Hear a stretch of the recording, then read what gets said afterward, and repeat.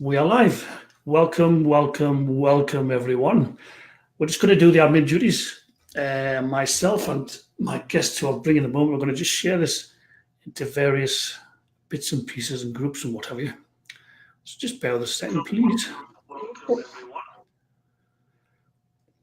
Didn't know I had my sound on, sorry. That's all right. So there we are. Share. Where am I sharing to a group? And we're in the Empower You Energy Healing group. And Angela's just following suit with a couple of cool places she's promised to share it into as well. And then we'll get going. You try to look intelligent, Angela. Well, all I've got is the options to share to group and nothing else. So I'm a bit scuppered on mine. I'll tell you what. I'll try it another way. So I'm not one to be beaten. So we've got 3 dots, haven't we? So save. No, I can't. Yeah, it's not allowing me to share to an individual, just in groups, unfortunately.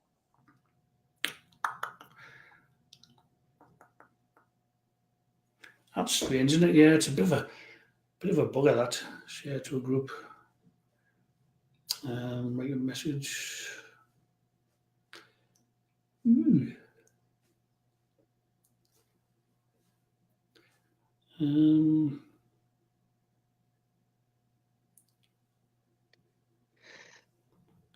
Oh well, unfortunately, there's nothing we can do about that. No, I've got 2 viewers online. Bob is saying morning. I see both of you fine. Yeah, I don't think Bob could share to yours because he might not be listed as a friend of yours, so you couldn't do that. But anyway, thanks for joining us, Bob. We're going to get going. Let's get the show on the road. So, welcome to everyone here on this live stream, and for those watching the replay, please do include your comments and questions because we'll still read them and circle back to you retrospectively. Today, I am joined by the creator of Empowered Crystals, a business which ships beautiful handmade and Reiki attuned jewelry around the world. My guest also attends holistic and craft type fairs where she displays her intricate pieces. Her business is thriving these days, and not that long ago, she left a secure job as a lab manager in the NHS to pursue her dream. She's here today to take your questions on business and challenges generally. Ladies and gentlemen, we bring you the fabulous Angela Richardson from Empowered Crystals, everyone. Hello. Right. So, as I say, we welcome comments, questions as we go through this, and we'll bring them up on the screen where we can.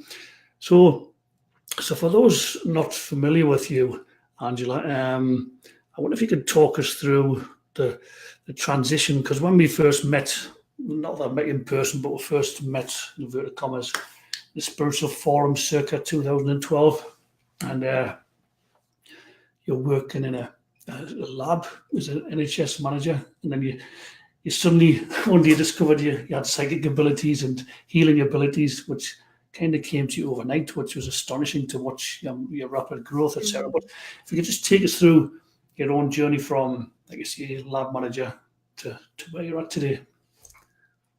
Well, I've always been interested in crystals and spirituality and things like that. So that's always been there. When I started the forums, somebody was talking about Reiki attunements.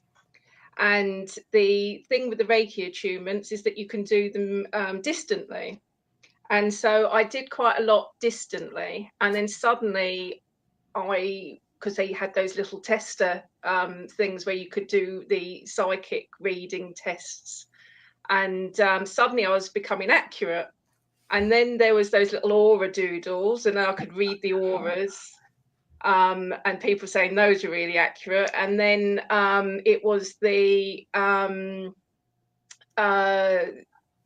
what was the other one that they did? It was the aura doodles. Oh, the past life reading. Somebody said they wanted a past life reading, and I said, "Oh yeah, I'll try."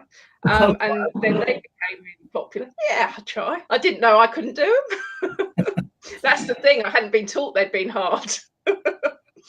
So yeah, so I started to do those, and I'd started making jewelry at the same time with the crystals, and I had this strong urge, and I posted up in the forums to make them Reiki attuned, the crystals, and sell them as such. And I think you were the one that said, "Oh yeah, it's a great idea." And then I started getting through orders through the website.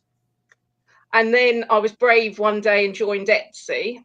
That was in 2014.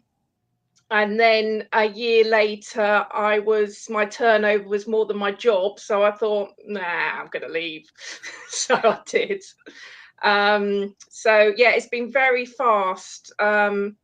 And a year ago, I got my own website. My brother's a web designer, so he did that for me. And so I've been working on social media and building that up for the last year, because I sort of hadn't done too much with my social media until about a year ago. But I've managed to really work on stuff and build it up this past year. So everything's growing. So you're a biochemist. That's right. That's your kind of your academic background. Biochemist, yes. Biochemist and biomedical science. It was a degree in biomedical science, specialised in biochemistry, and the same in an MSc. So, yeah. So the big change in it from one to the next. Yeah, one to the other. Yeah, it's funny you're mentioning the aura doodles and joining Etsy for the first time and past life Yeah. readings. It brings back so many fond memories of that time on the Spirit Charms spiritual Yeah. forum where we met. Yeah, and things have sort of rapidly galloped on and progressed since. We've got 4 viewers online. Please do drop your comments, your questions for Angela regarding business. Maybe you've got a passion business you want to start, or maybe have one on the side and you want to take things to the next level. Please do be an active part of this interview moving forward. So we pulled the groups, Angela. We've got some questions here. I'll take them live as well if there are any. But we've got one from Leslie Darling, who was wondering, she's from the Empower You Facebook group, and she was wondering if you had any tips on how to build and run a successful website. She goes on to explain that hers is in need of some love and attention. So over to you. Right, that's a big topic. Basically, I think if you run a spiritual business, if you're product based, it's a bit easier because it's clear what you sell. If you run a spiritual business, and I know she does quite a few different types of healing that she combines, you've got to think that Google is going to be looking for keywords on your front page. And it only looks, my brother describes it as Google reads, you have to write like a tabloid because that's how Google reads. So you've got to have your headline and you've got to have all your information that's going to pull viewers in the first 2 lines. So having, hi, I'm Angela Richardson, and I used to be a biochemist. Google's going to think, oh, this is a page about biochemistry. And of course, it's not. So you've got to say what you do. You've got to think of it like a book. So on the back cover, you'd have that little paragraph which says what you do, what the book's about, and it has all the keywords in, and that's what when you pick it up, that's what makes you read the book. So you've got to design your website the same way. If you do a combination of different healing therapies, that type of thing, you need to look at, I think it's probably easiest to sort of say that you'll do EFT sessions, healing sessions. You've got to define what you're doing. She's probably, I would have thought, looking at a website's a bit more of a life coach, because she sort of combines things to help you heal and move on.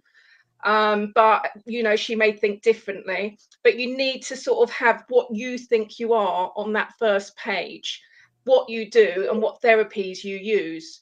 And I think you need a booking form. So if you need to have somebody local, you're not doing Skype, you also need to have your area. So I would say, for instance, I make Reiki attuned crystal, healing crystal jewelry in Red Hill, Surrey, UK. And so Google will pull out Reiki, pull out healing crystal jewelry. It will pull out that I'm in UK and Surrey. And so it will, all searches that people type in, that will pull in. So it will pull in people that type in healing crystal jewelry, UK, healing crystal jewelry, Surrey, Reiki jewelry, it will pull in. So it's got all those keywords. And that's what you're thinking. It's the dreaded SEO that everybody hates. So the search engine optimization. So basically, you need to have that powerful punch on the front page. You've also got the technical issues. So Google will rank your sites, and it's according to speed. So don't start loading up loads of big quality images on your front page that takes ages to load, because you'll get ranked right down with that. And that's a big one. And you need new content, and you need original content. So if you've got, because this is where I've come undone a bit, because my brother copied all my listings over, and so it looks that I'm duplicating even though it's my own stuff. And the thing is with that is that when you've got two places and it's exactly the same writing, so if I've got two amethyst bracelets, for instance, they've got exactly the same description, Google will think I'm spamming. So you have to try to do original writing. So if you're advertising somewhere else, try to do a different one for your website. The new content, original content, that can be solved with a blog, which is within your website, which I haven't done yet, but we're working on it. My brother's designing it at the moment. So once you start a blog, then you suddenly got original content. Google picks it up saying, oh, that's new. And then it thinks that it might be interesting, and then it'll scan it because it's seen new content. So there's quite a lot of things going on there, but you do need to get that SEO at the beginning. You've got to get your punchy title. You've really got to think about what you do. You've got to get sort of laser focused in on that. And I think it is difficult if you're doing mixed therapies. It is quite difficult. So it's one of those things that every business is different. For product type services compared to service type businesses, it's going to be a very different website. But yeah, you need, I would say, I would probably recommend, if you're offering therapies, that you have like little boxes to say the different types of therapies. So if you offer EFT, say I offer EFT for 40-minute session, 30-minute, hour, whatever, for £40, £80, or whatever you're offering. And then if you offer another therapy, have another box to say that therapy. And then if you combine them all, then you can have combined therapy. So it just makes it a bit clearer. Yeah, great advice. Thank you, Angela. Yeah, talking about getting to the point of what you do, it's like copywriting 101, isn't it? It's, forget the creative writing classes, about structure and beginning, middle, end. It's like, no, start at the end first, what it is you do, get to you've really got to write it like you would like tabloid paper. You really have. Just Google just wants, though, it just looks at those keywords right at the beginning, and if you've put I'm you know, a mother with 2 children, and you put all about your family life, it's going to think it's a personal blog, so it's just going to confuse Google. Yeah. So just go to the comments a minute. Our friend Bob, he's saying Google gives precedence to HTTPS sites versus the Yes. HTTP sites. So in other words, the ones that are secure as opposed to the ones that aren't. Yeah. I guess if you've got like, I was just going to say that's generally automatic if you're going through WordPress and things like that. So you don't need to worry. We did have to worry about it because obviously we're setting up our own. So we had to get an SSL certificate. But yes, it's important. But I think WordPress and the blog sites and Weebly, they're all onto that. yeah, because especially if you're running an e-commerce site, which yours comes into e-commerce, doesn't it? Yeah, you're making transactions on the website. Yeah. So thanks for that comment, Bob. How you come on comment? So Deanne, also from the Empower You Facebook group, is wondering. She's asked about branding. In her case, she's saying, how did you get laser focused on what you wanted to sell and share with the world? Did you have a process? Is it particularly for me or advice for somebody else, do you think? Well, I guess she's wondering about her own branding and wondered how you come to that decision. Was the process you went through? I'm kind of speculating. Yeah. I think, and I probably did it not consciously, particularly at times, but you need to think who you're selling to, and I think that's crucial. Now, in my case, I did everything for me, and I was selling to me.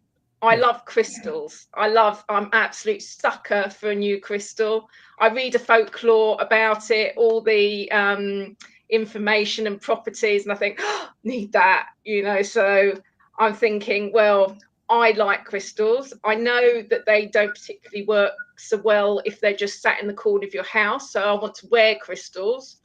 So I want to make crystals. I want rare crystals. So I'm going to find rare crystals and make those. You know, I don't want to walk into a high street shop that's more interested in the precious metal the stone set in than the actual stone. So I wanted to buy from somebody that is interested in the crystals, and takes care of the crystals and nurtures the crystals. So that's why I cleanse them with Reiki. I Reiki attune them. I program every crystal before they're sent out. So that's what I wanted. I wanted affordable crystals because I want to have lots of crystals. I want to have one for my every mood. So that was another thing. After I'd sort of processed on what I wanted and I did things that I want, I sort of branched out and thought, well, what happens if I buy a present? I don't particularly want something necessarily affordable. I want something quality. So I added a quality line. And then I thought that some people, they just want to treat themselves. And I noticed a friend said to me once, because I said, oh, I'm competing with people that are selling things for £2 and £3. And she says, yeah, but when I go onto a site, you look at it and you think, oh, you know, what's the quality of that going to be like? And so I thought, well, perhaps I should have a high range where I buy in much thicker silver, much bigger stones. And so I put in a high range for people that looked at the price and they associated that with quality. So that's how I did it. So you've really got to think, who am I selling to? Am I selling to somebody like myself? And then you can start getting everything else from there and start branching out from there and thinking who would be buying from me, who would like my treatment, my products. Do I need things to be local? That sort of thing. So if you're looking for sort of local people, you'd be looking at targeting craft fairs and more local advertising, that sort of thing. So you really need to think who your customer is going to be and what they're looking for.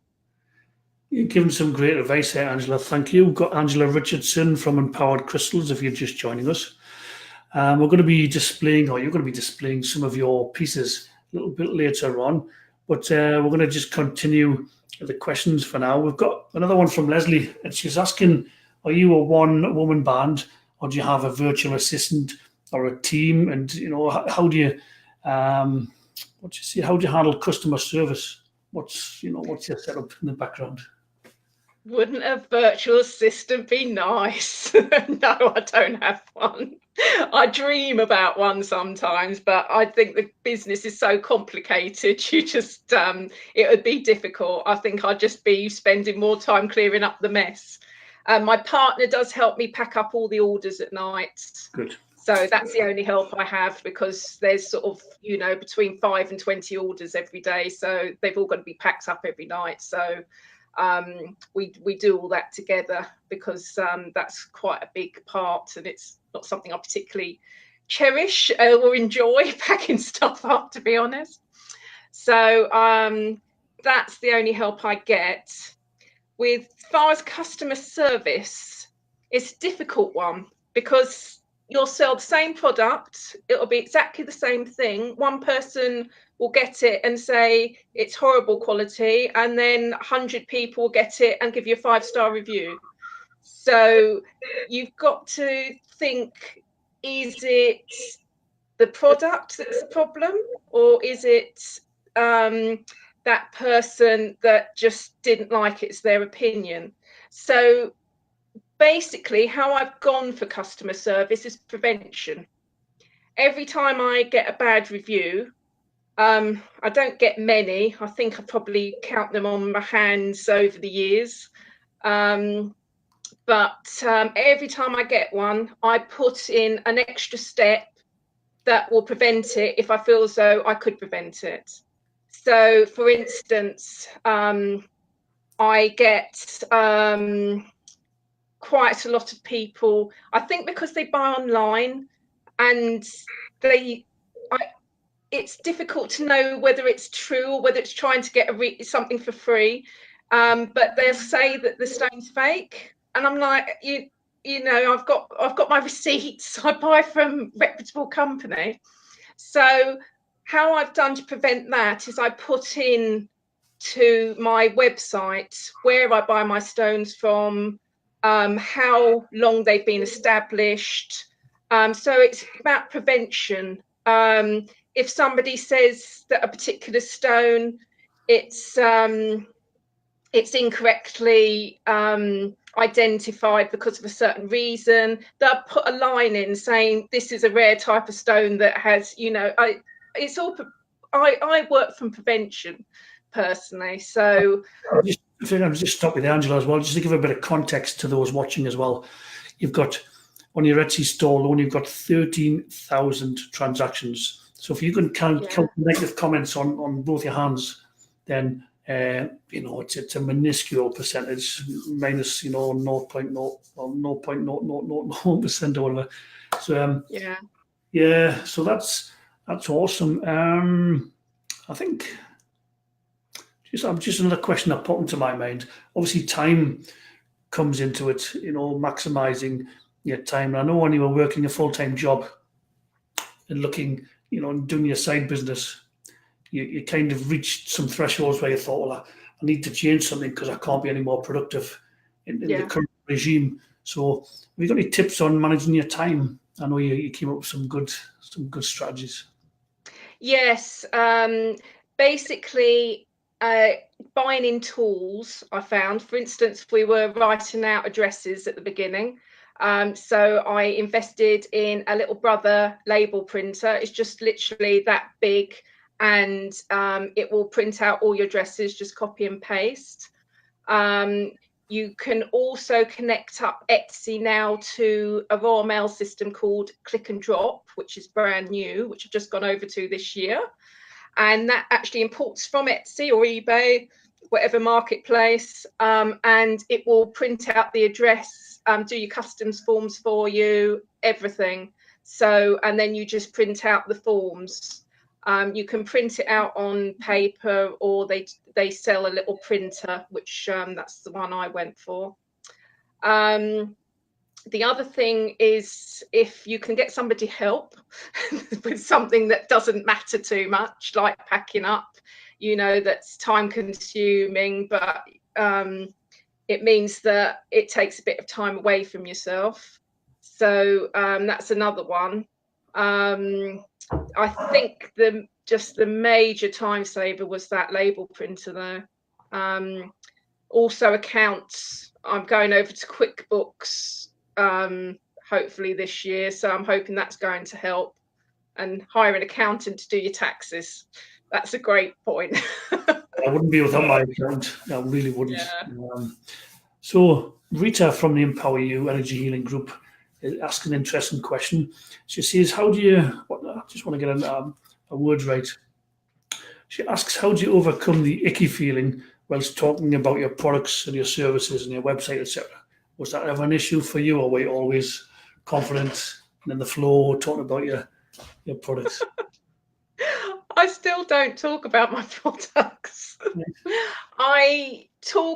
I suppose, because my first love is crystals, and I feel comfortable talking about crystals and their properties, and that I believe in the healing, then I sort of gone down that route, and I market without marketing, if you see what I mean. All my Facebook posts are about crystal properties, and I'll have a pretty picture of all that crystal, the jewelry I have in that crystal. So they're sort of a bit more like infomercials. And even at craft fairs, I've have these little cards, spirit animal cards that I made up, and it'll have a spirit animal with their properties. So I'll say, "Oh, do you want to pick a spirit animal card?" And they'll go to put it back, and I say, "Oh no, don't put it back. It's got my website on the back." So I sort of much more a fan of secret marketing. And I think if you believe in your product, you believe in what you're, that you can actually sell that service without selling yourself, if that makes sense. Yeah, So it it's sort of like detaching yourself. Yeah, it does. I'm going to ask you a big question next, and I'm sure a lot of people will be glad I've asked it. You figured out quite a few things regarding Facebook paid advertising, because I know a lot of people get into it and they think it's just like throwing money down a big hole, whatever the budget is, might get thousands of views, but it's not really converting into paying clients, into building relationships. So I wonder if you could give us any of your top tips and overview on Facebook strategies on paid advertising, please. Yeah, basically, I started off advertising with links to my website. Big no, shouldn't have done it. And I was getting, I don't know, about 30 views on it. It was dreadful, absolutely dreadful. And I did a lot of research about it, and I realized the links were a big no. I also realized that you need to narrow down your audience. So what I do, instead of doing Facebook ads, I actually boost posts. I have tried Facebook ads, and I found they performed a lot worse than actually boosting posts, because the posts will just slip into people's feed and people won't notice their advertisement. So I do it that way. I try to make them infomercials. So everyone, I'll put a nice long description of all the crystal folklore.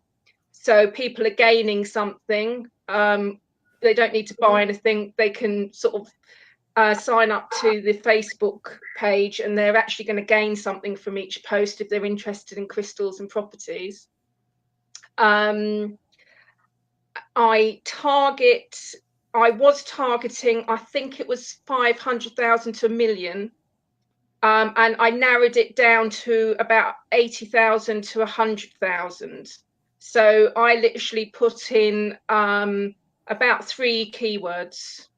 So it'll be, instead of something general like alternative medicine, I put in sort of crystal jewelry, healing crystals, and I can't remember what the third one was, but that sort of thing. You get the gist.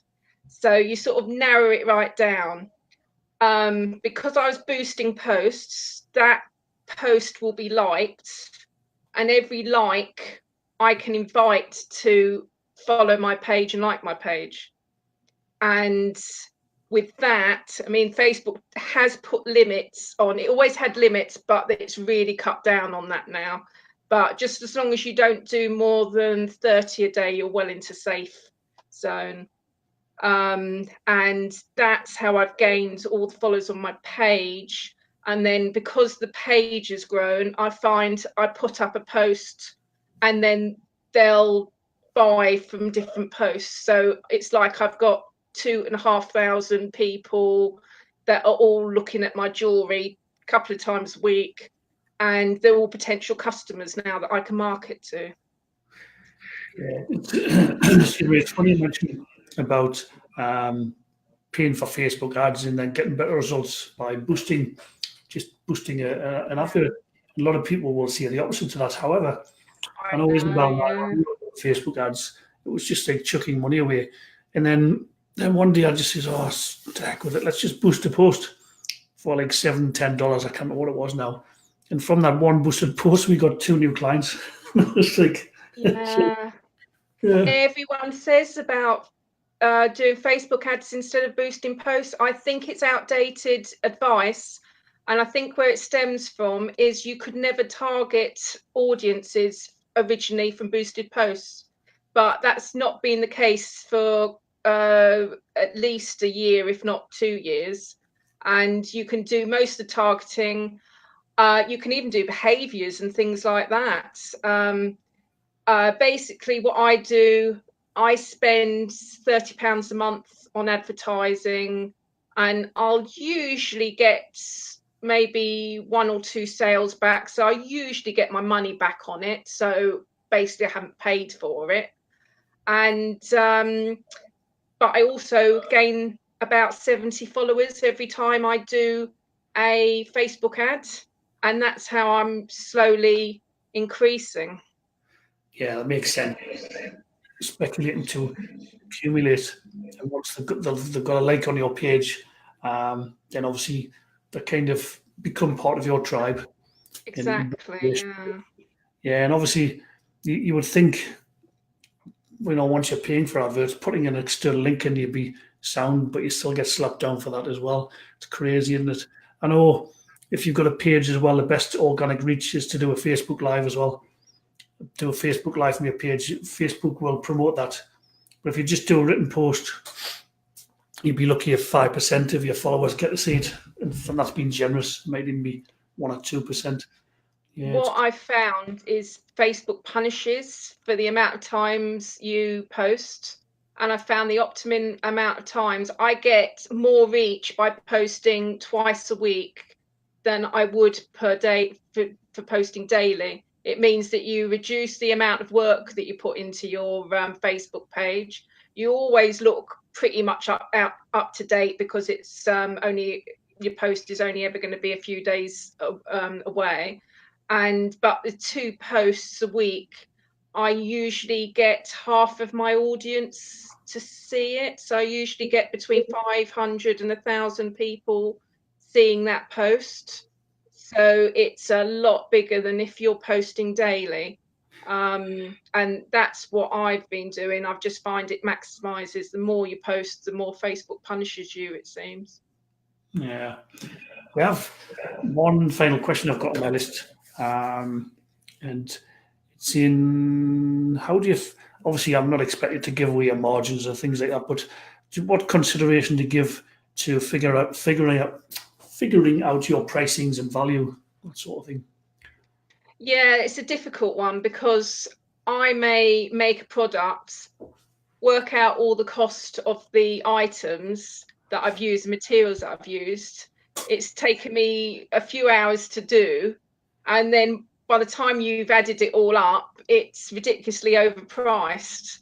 So what I tend to do is I'll find a product that I like and that I'm going to make, and then I look around at the competition to see what they're charging, to see whether there's any profit in it for me, and with the amount of time. So I tend to do it backwards. And you need to make sure that you're taking in all your expenses. If you're taking on card payments, it's all quite hidden. So I have to pay commission to Etsy. I have to pay the payment processing fees, and then I have to pay the credit card fees as well. So there's 3 sets of fees that are coming out that's probably quite hidden, and you don't necessarily allow for that. So you sort of end up doing it backwards quite often, that you'll make something, look at the end of the month at the profit, and you think, oh, that's horrible, and then I end up not doing something because it's taken too long and it's not made enough profit. So it is a bit of a trial and error one. I would love to say that there was a formula, but the formula just comes out way too expensive and above the market value. So you've got to look at the market value and see, you've got to sort of choose your products a bit backwards. Right. Wow. Well, thank you, Angela. You've given loads of value and some excellent tips that people can put into practice right away. I know you've got my ears piqued on a few things you mentioned, so thank you for that. I wonder if you've got some of your beautiful pieces you brought along to show all of you. Yes. Just so happens, yes. Just so happens, at the side, this is my favourite bracelet, and they're Celtic weave gemstone bracelets, all made from wire. And how I've made them affordable is I use a special silver filled wire, which normal silver plated wire is a thin layer of silver. This has fine silver, which is 99% silver, and it's 100 times thicker than normal silver plate. So it wears like sterling silver, but it's still affordable, which we all like. So what's the retail on that, please? £17 for those. Wow, is that all? That is affordable, isn't it? Yes. Yeah, it brings the price right down, but you still get sort of the quality of sterling silver. Doesn't look like a 70 piece. I would have said it was going to be a lot more expensive than that. I'm no expert, but it certainly doesn't look £17. Yeah. No. And then I've got this one, which is copper, a little bit different. So, and that's a cuff bracelet as well. That's tiger's eye. So nice and grounding and calming. Yes. And then we all love a bit of amethyst. And that's a special raw wire wrapped. So you can choose which side you want to wear it. And these always sell well at the craft fairs, because when people see them, they're real wows. So these are Tree of Life pendants. How much is that one, Angela? That's lovely as well. They're all lovely, but that one's like standouts as well. Wow. Yeah, these I think I've got them for £23 at the moment on the website. They do take forever, those ones. And there's a couple of smaller ones. And these are, again, the silver filled. So these are a couple of pounds more expensive because it's got the silver filled wire. And they're £25 each. But again, they'll wear like sterling silver. So, what are your prices? So your prices start from, and you'll have a mid-range and a more of a quality range. So what's your price ranges, if I can ask? So I've got the cheapest range, which is about £8 to £12. And that includes sort of silver plated items. I've also got a brand new range which I brought out this year of hypoallergenic jewellery, and this uses surgical steel, which they use in surgical instruments. So it's much less likely to cause allergic reactions. So that comes in the cheaper range. So it's really good value for money. The middle range is, I've got lighter, smaller, minimalist products in sterling silver, and that starts from 15 to 25. And then I've got the higher end, which is larger stones. I use heavy snake chains to hang the stones onto, set in silver, and also some of the rare expensive wire wrap stones as well, like moldavite, and that's from 32 to 80 pounds. Nice one. We're going to thank you for those. Some beautiful examples of your work. And just going to go to the comments a moment. Our friend Isabel saying beautiful and amazing price. Quite agreed. And she also says gorgeous amethyst too. I can also share as well with the viewers that I've received some of your beautiful pieces over the last couple of years or so, and they come gorgeous in a gorgeous wrapping and box, and with a little explanatory note in. And it is quite a joy to receive and to open and to be a recipient of. It's quite it's very well done. You take a lot of time and love and thought, not least by attuning them to Reiki as well. So share the difference between imbuing something with Reiki energy and attuning it. I know the answer to this, but just in case somebody doesn't. Basically, if you Reiki charge something, you just fill something up with the Reiki energy, it will release it, and once the charge is gone, that's gone, and it'll have to be recharged again. So unless you're a Reiki master or level 2 Reiki, you won't be able to do anything to renew it. Now, I attune the crystals, and that means it acts as a conduit for the Reiki. So it will release Reiki whenever you need it. So a lot of people in the reviews have said that the stones heat up when they're on them. And if you're sensitive to energy, that's quite often what you feel. You'll feel like a heat or a tingling. I've had quite a lot of reviews that say that.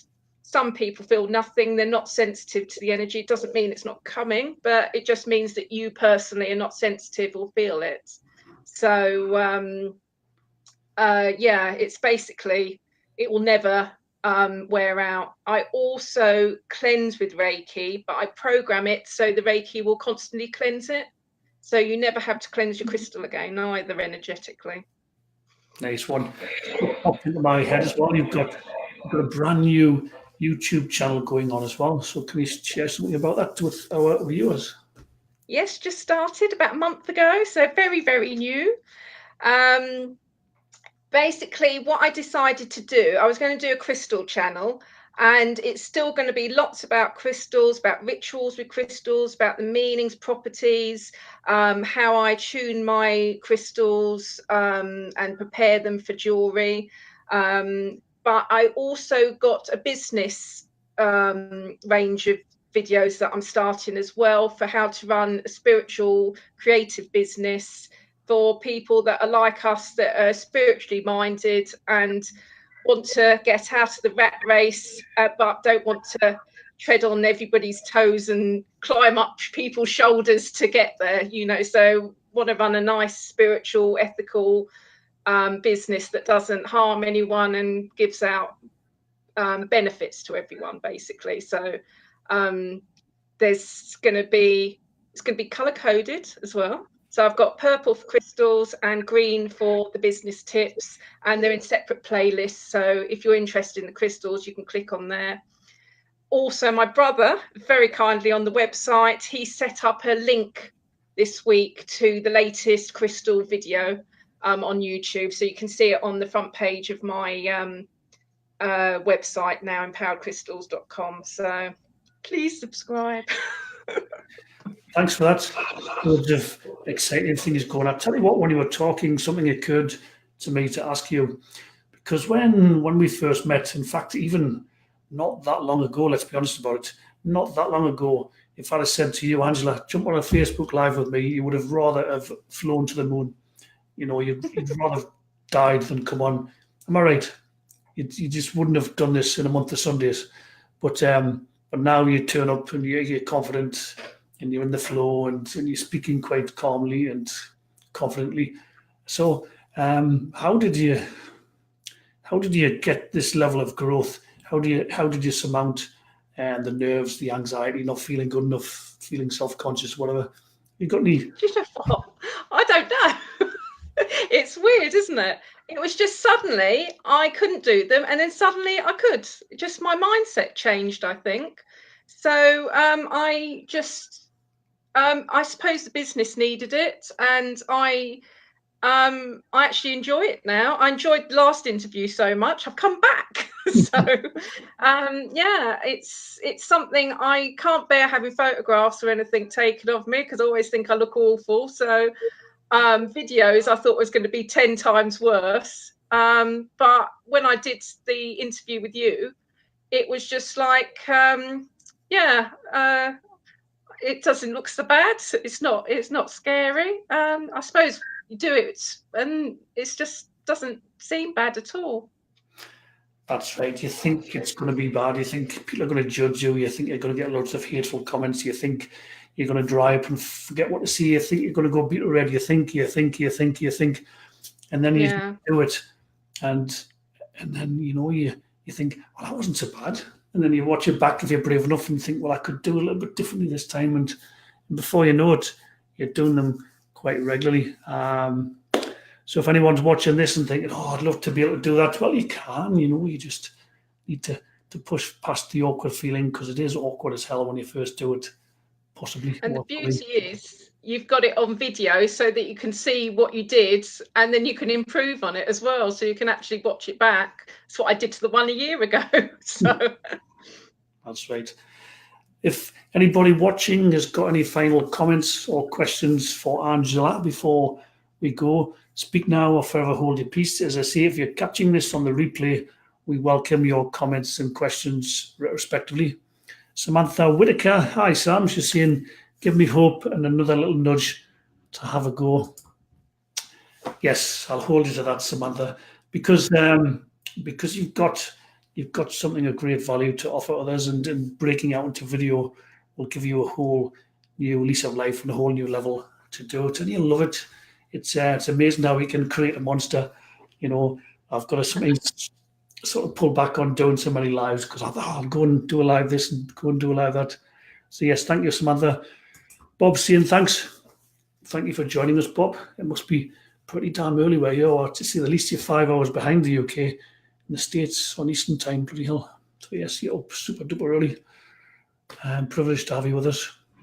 Any final thoughts or comments, Angela? Fine if you have. It's just basically as far as business and everything is concerned, you just need to get out there and do it. There's one thing I can definitely guarantee: if you don't do it, you definitely won't be successful. So, and that's what I said to my brother, actually, because he didn't want me to do YouTube. He says, "Oh, you're not ready. You're not. You've got, the videos aren't good enough." And I said, well, I can guarantee I won't get any subscribers if I don't have a video. And he was like, right then. So that is, I think, is the main thing, is to do it. And then you can learn from what you've done.